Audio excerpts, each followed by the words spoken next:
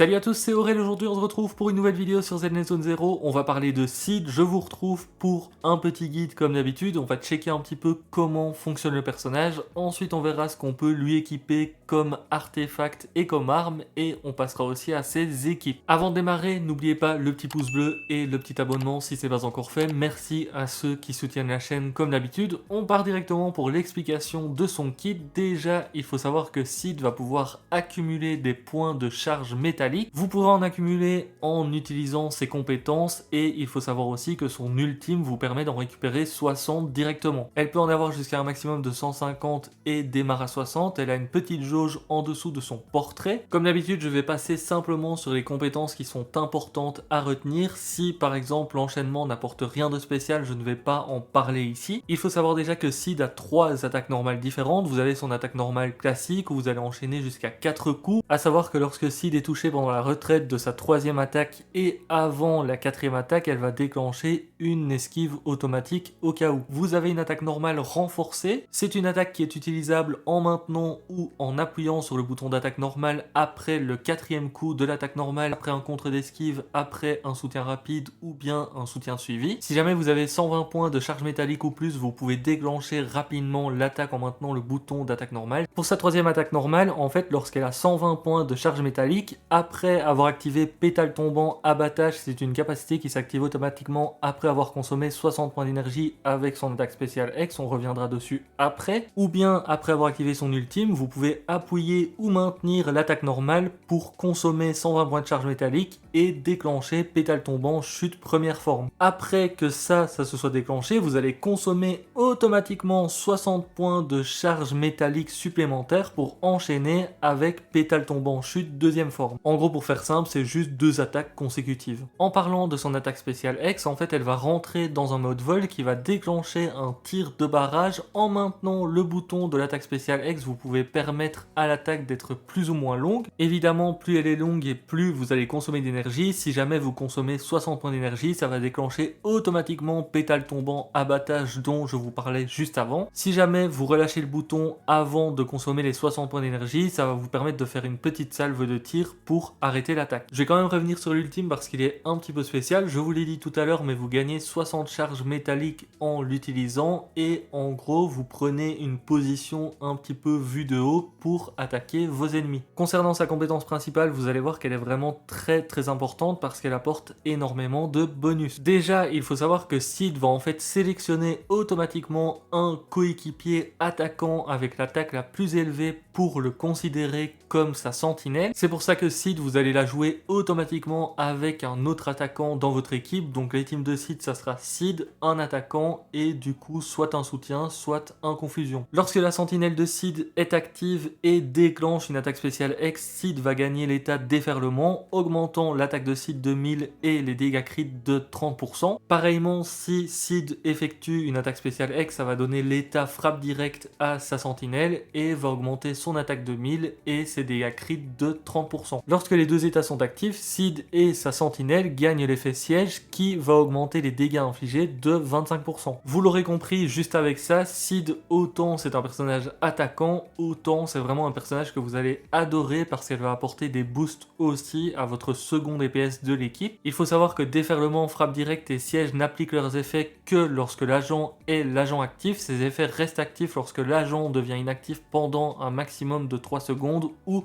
jusqu'à ce que l'agent quitte le champ de bataille. En entrant en combat, Seed va gagner immédiatement les statuts déferlement et siège, tandis que la sentinelle va gagner immédiatement les statuts frappe directe et siège. Les statuts déferlement et frappe directe durent 40 secondes et leur durée est réinitialisée lorsqu'ils sont déclenchés de façon répétée. Lorsque la sentinelle va consommer de l'énergie en tant qu'agent actif ou lorsque Seed consomme de l'énergie, pour chaque point d'énergie consommé, Seed va récupérer 0,5 points de charge métallique. Et pour ce qui est de la construction d'équipe maintenant, lorsqu'un autre attaquant se trouve dans votre escouade, lorsque Seed inflige des dégâts en tant que personnage actif, ça va restaurer 2 points d'énergie à sa sentinelle. Cet effet ne peut se déclencher qu'une seule fois toutes les 1 seconde. Pétale tombant abattage, pétale tombant chute et l'ultime de Seed inflige 30% de dégâts supplémentaires sur tous les attributs et ignore aussi 25% de la résistance électrique ennemie. Pour ce qui est maintenant des compétences à monter en priorité pour Seed, vous avez comme pour tous les personnages la compétence principale en premier, ensuite Ensuite, vous avez l'attaque normale vu que vous allez énormément l'utiliser avec elle. Vous avez ensuite l'ultime et l'attaque spéciale X, et pour finir, les soutiens ainsi que les esquives. Comme d'habitude pour les armes, on va checker la plus intéressante, puis on passera aux moins intéressantes dans l'ordre. On a en premier son arme signature, comme pour tous les personnages finalement. Elle va nous donner du taux crit à hauteur de 24% en tant que stat secondaire. Pour ce qui est de l'effet, elle va augmenter le taux crit de 15%, et lorsque le porteur inflige des dégâts avec une attaque de base ou une attaque spéciale X, sachant que vous allez en faire très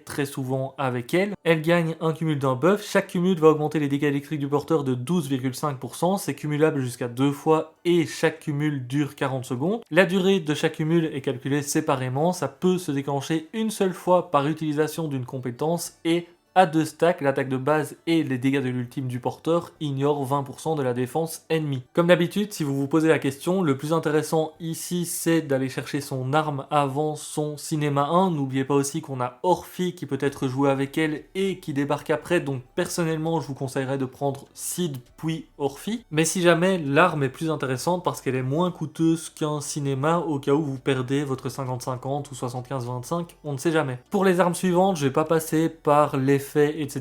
Je vais juste dire très rapidement ce que ça apporte à Sid parce que c'est des armes qu'on a déjà vues plein de fois dans plein de vidéos. La seconde que vous pouvez jouer au cas où vous l'avez et que vous ne jouez plus Handby, c'est Innocence Brisée, qui est l'arme signature d'Handby d'ailleurs. C'est une arme qui va vous donner pas mal de dégâts crit. Vous avez ensuite Souffre qui va vous donner pas mal d'attaques, c'est toujours intéressant d'en avoir. Vous avez Pilier Zanshin qui va vous apporter pas mal de dégâts crit ainsi que du taux crit. En plus de ça, vous avez des dégâts électriques sur l'attaque de bon au cas où. Vous avez Coussinet d'acier qui est l'arme de Nekomiya qui est disponible dans la bannière permanente si jamais vous l'avez drop. Elle vous donne du taux crit et elle fait des dégâts en plus quand vous touchez un ennemi par derrière. Ça c'est un petit peu plus compliqué à proc, on va pas se mentir. Vous avez aussi une petite augmentation de dégâts physiques, mais on va pas se mentir, les dégâts physiques avec Sid c'est pas intéressant parce que vous avez juste les 2 premiers coups de votre attaque de base. Visiteur des abysses est aussi jouable vu qu'il vous donne pas mal de TC au cas où. Faites bien attention aussi si jamais vous avez des armes qui vous donnent du TC ou du DC de prendre des stats en conséquence sur vos disques. Pour ce qui est maintenant des armes de rang A, vous avez Floraison Dorée qui était une arme de rang A offerte dans un événement, c'était en 1.4 ou bien en 1.5 au cas où vous l'avez farmé. Elle vous donne de l'attaque et augmente les dégâts de votre attaque spéciale X, ce qui est plutôt intéressant avec Sid. Sinon vous avez aussi Canon Rotor au cas où vous l'avez pris, c'est l'arme du BP, elle vous donne du TC ainsi que de l'attaque. Vous avez ensuite Capriccio Marcato qui vous donne du TC et de l'attaque. Encore une fois, c'est une arme qui était disponible gratuitement dans un événement, donc si vous ne l'avez pas, c'est un petit peu plus compliqué. Pour ce qui est des sets de disques maintenant, vous allez voir qu'en termes de 4 pièces, on a 2 sets qui sont jouables et plutôt sympas sur elle. Déjà, son meilleur set, ça sera Floraison de l'Aube, qui est un nouveau set disponible dans la version 2.2. En 2 pièces, il augmente les dégâts d'attaque normale de 15%. Vous vous en doutez, avec Sid, on va faire pas mal d'attaques normales, donc c'est très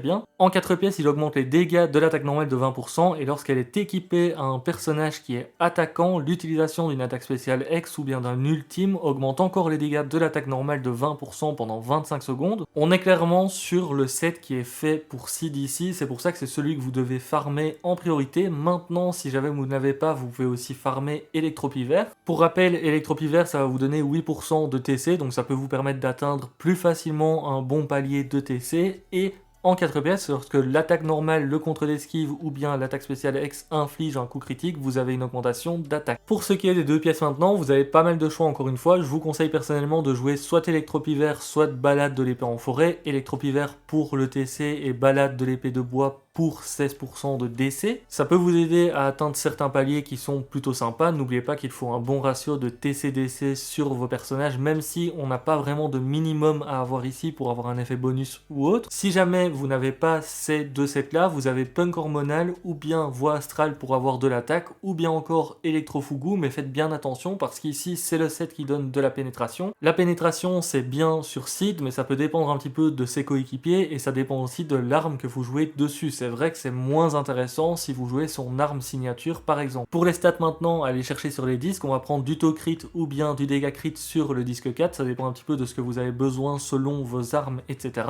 Pour le disque 5, on prend des dégâts électriques, de l'attaque ou bien de la pénétration. Le mieux ça reste dégâts électriques, mais si jamais l'attaque c'est aussi bien, la pénétration encore une fois ça dépend de ce que vous avez à côté sur votre perso, si jamais vous avez son arme, etc. Le disque 6, on prend de l'attaque %, c'est tout ce qui nous intéresse avec Sid. Pour les stats secondaires, secondaire, on prend du taux crit et du dégât crit en priorité pour avoir un bon ratio, donc essayez d'avoir genre 75% de TC, voire 80% avec les bonus, etc. minimum. Pour le dégât crit, vous essayez d'avoir le maximum que vous pouvez à côté, et après vous prenez de l'attaque % ou bien de la pénétration par exemple. Encore une fois, ça dépend de ce que vous avez sur votre perso en termes d'armes et coéquipiers. Pour les teams maintenant que vous allez jouer avec Sid, en vrai c'est pas bien compliqué, parce qu'avec elle on veut automatiquement jouer un second personnage attaquant. En plus de ça, c'est un attaquant qui doit utiliser son attaque spéciale X assez facilement et qui en tire parti. En troisième slot, on va mettre tout ce qui est soutien ou bien confusion, donc vous avez Astra, Trigger, Shinji, Nicole, etc. Pour les attaquants que vous allez mettre en tant que sub DPS, parce qu'effectivement ça sera des sub DPS avec Sid, vous avez Hanbi, Orphi, Arumasa, Hélène, Nekomiya, Soldat 11, Billy, Anton et Evelyn. Le top pour le moment c'est évidemment Orphi, les deux sortent en même temps, donc les deux ont une petite synchro à ce niveau-là, et c'est vrai qu'Orphi c'est un vrai sub DPS, donc c'est pas un DPS qui va prendre un petit peu plus de temps de terrain non plus que les autres. Pour vous donner mon avis sur Sid maintenant, en vrai c'est un très bon personnage, elle va apporter des bonus dans vos équipes, ça c'est très cool parce que ça fait un attaquant qui apporte effectivement des buffs. Maintenant on va pas se mentir, ça dépend un petit peu de ce que vous jouez déjà. On a énormément de teams avec plein d'attaquants qui fonctionnent déjà bien pour le moment en jouant des teams classiques avec un confusion et un soutien ou autre. Ici, Sid, elle va évidemment prendre la place de l'un d'eux tout en ayant son petit aspect soutien. C'est pas du tout obligatoire d'aller la pull. Maintenant, dites-vous bien que potentiellement à l'avenir, ça sera un personnage qui peut effectivement être plutôt pas mal. Dans le sens où dès que vous allez avoir un attaquant qui a l'aspect un petit peu plus sub DPS et qui va utiliser son attaque spéciale X qui va lui apporter pas mal de choses, eh bien vous allez potentiellement jouer cet attaquant avec. Sur ce, je vais vous laisser là. Bonne chance à ceux qui vont invoquer Sid parce que je sais que certains vont craquer dessus. Je vous dis à très bientôt pour une prochaine vidéo. N'oubliez pas le petit pouce bleu et le petit abonnement si ce n'est pas encore fait. Ciao, ciao!